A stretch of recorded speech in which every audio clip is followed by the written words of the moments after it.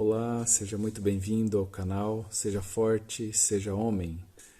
Esse é o primeiro vídeo de uma série de estudos que eu gostaria de apresentar para vocês sobre o papel do homem dentro da sua casa, dentro da igreja, dentro da sociedade. Nós vamos aprender um pouquinho como nos tornar verdadeiros homens de Deus. Qual é o papel do homem dentro da sua casa? Qual é a importância do homem dentro de uma sociedade? Nós temos visto hoje uma geração de homens que aprendeu apenas a trabalhar para trazer o sustento para a sua casa, mas ainda não aprendeu a ser um provedor espiritual e emocional.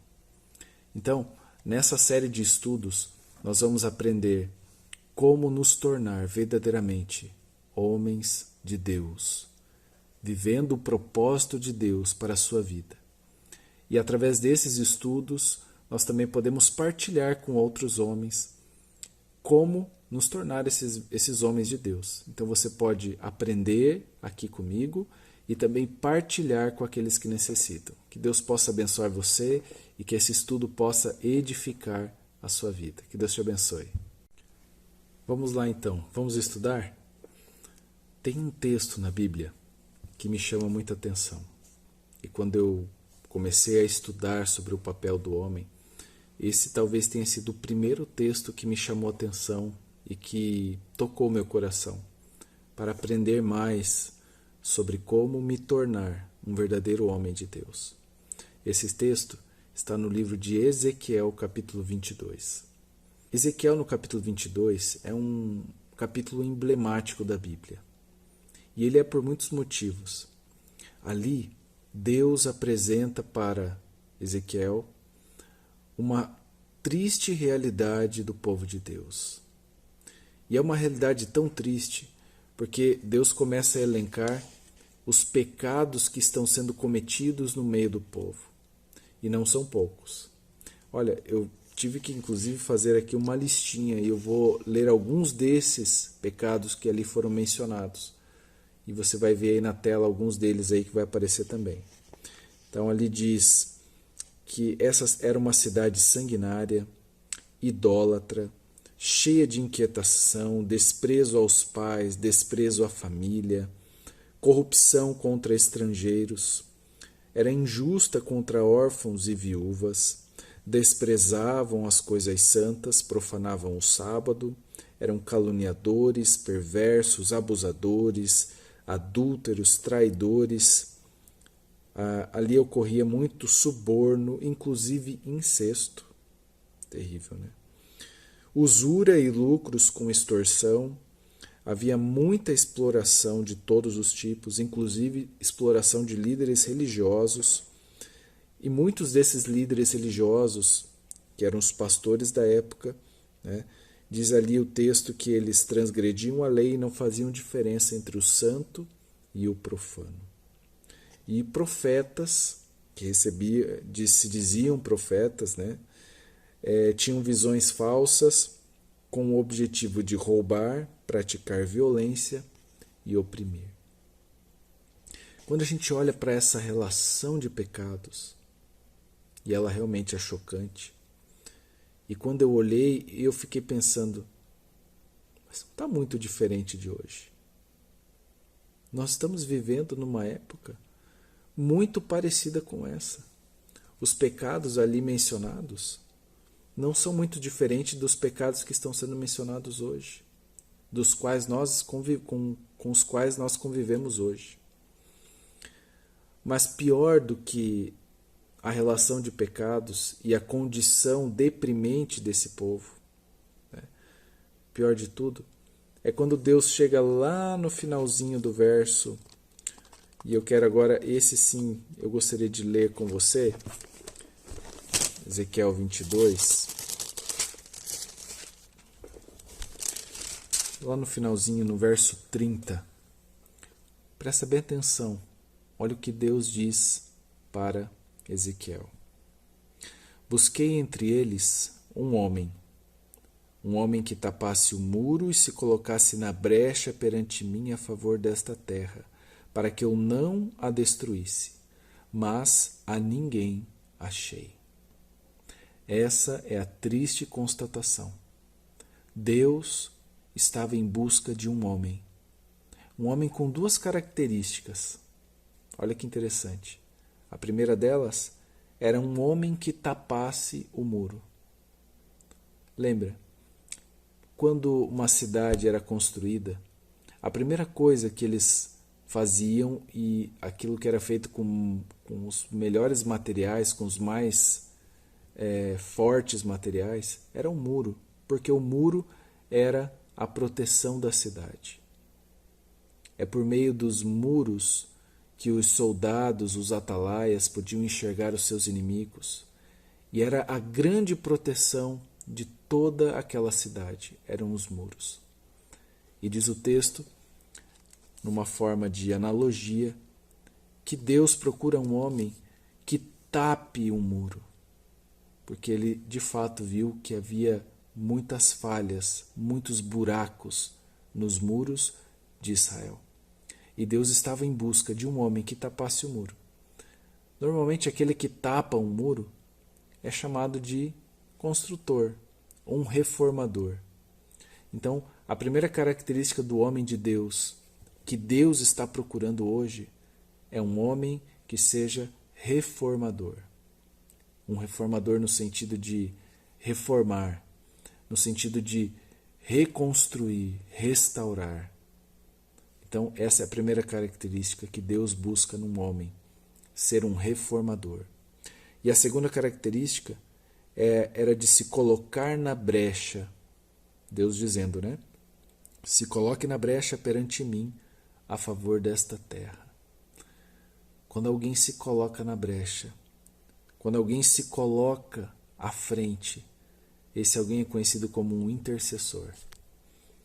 Deus está em busca de homens reformadores e intercessores. A condição do povo de Israel naquele tempo era uma condição terrível. Era deprimente. Olhar ali toda aquela relação de pecados, você lê e é muito triste. Mas essa relação, se ela fosse lida nos dias de hoje, praticamente todos os pecados que se cometiam naquele tempo são cometidos hoje também. Por isso hoje Deus também está em busca de um homem que tape o muro e se coloque na brecha diante de Deus em favor desta terra. A condição do mundo hoje é só um reflexo da ausência de homens que sejam reformadores e intercessores. Alguns dias atrás eu ouvi um pastor falando sobre essa questão de homens e ele dizia assim: o mundo está doente e nós, homens, somos a cura. Não que nós sejamos de fato ou exatamente a cura, mas nós, homens, seremos um instrumento de Deus para a cura deste mundo, porque Deus nos colocou nesse mundo para sermos reformadores, para sermos intercessores, para zelarmos e cuidarmos das nossas famílias. Então, o meu desejo para você é que você busque ser esse homem que vai tapar vai tapar o muro e vai se colocar na brecha diante de Deus, ajudando a sua família, ajudando a sua igreja, ajudando a sociedade a crescer, se desenvolver e vencer esses graves defeitos de caráter que têm se apresentado na nossa sociedade. Deus está procurando um homem. A triste constatação é que naquele tempo ele não encontrou. A pergunta para nós hoje é: estamos nós dispostos a nos apresentar diante de Deus como essa solução para cuidarmos das nossas casas, das nossas famílias e nos tornarmos esses homens reformadores, esses homens intercessores que vão abençoar as suas casas? Eu tenho estudado sobre esse assunto e Deus tem falado muito ao meu coração. E Deus tem dito para mim: cuide da sua casa, cuide da sua casa. Eu queria finalizar essa mensagem com apenas mais um texto. E esse texto está ali no livro de Marcos. Abra sua Bíblia se você puder.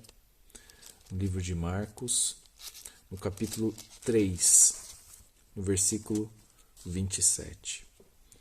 Os homens com quem eu já tenho estudado a Bíblia conhecem bem esse texto. É um texto que eu sempre repito. E eu gostaria de partilhar ele com vocês, e ali diz assim: ninguém pode entrar na casa do valente para roubar-lhes os bens, sem primeiro amarrá-lo. Só então lhe saqueará a casa. Você consegue entender isso? Você consegue compreender que você é chamado por Deus para ser o valente? Eu estou aqui agora gravando esse vídeo e ao fundo eu estou ouvindo o meu cachorro, Sansão. O nome dele é Sansão. O Sansão, ele mora aqui no nosso sítio desde que nós nos mudamos, ele está aqui. E sabe qual é o grande objetivo da vida dele? Cuidar da nossa casa. Ele é um dos valentes da minha casa. Mas ele está cuidando lá fora dos ladrões, dos inimigos externos. Mas eu, enquanto homem, sou o valente dentro da minha casa. O inimigo está ao redor, lutando como um leão, né? Buscando quem possa devorar. E o texto diz que o inimigo jamais terá acesso à minha casa, a menos que ele possa me amarrar como valente. Porque é o momento em que ele amarra o valente, a sua casa fica vulnerável e Satanás pode entrar. Então, queridos, avalie a sua vida. Você tem sido esse valente que tem cuidado da sua casa? Você tem sido esse homem que Deus está buscando para cuidar, para tapar o muro, tapar as brechas, os buracos? Deus está nos chamando para sermos homens que sejam reformadores, que sejam intercessores, que sejam valentes. Você quer ser esse valente? Se você quer ser esse valente, então está na hora de você parar de ser um menino e se tornar um homem. Ser um menino, no contexto aqui bíblico, é ser imaturo. E nós estamos vivendo uma geração de homens imaturos. Homens que aprenderam a viver no automático. Homens que têm trabalhado, trazido sustento para a sua casa e achado que esse sustento é tudo o que ele precisa fazer. Queridos, nós fomos chamados por Deus para sermos muito mais do que esses instrumentos de provisão. Deus está nos chamando para sermos instrumentos de provisão material, espiritual e emocional. Que Deus possa abençoar você e que você possa, no dia de hoje, escolher viver como um reformador, como um intercessor, como um valente. Que Deus abençoe você. Um abraço.